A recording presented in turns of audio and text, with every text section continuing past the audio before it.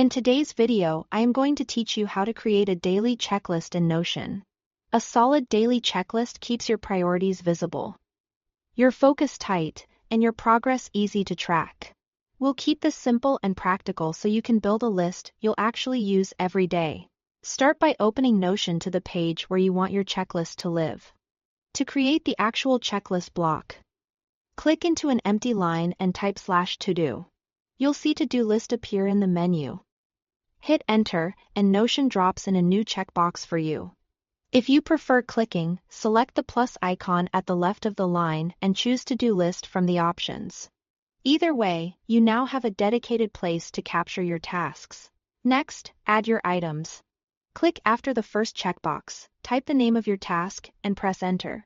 Each time you press enter, Notion automatically creates a new checkbox on the next line, so you can keep typing your list without breaking your flow. Keep tasks short and actionable. Think clear verbs and specific outcomes so you know exactly what done looks like. As you work through your day, click the checkbox to mark an item complete. The text will gray out, making it easy to see what's finished and what still needs attention at a glance. Now, organize your list so it reflects your real priorities.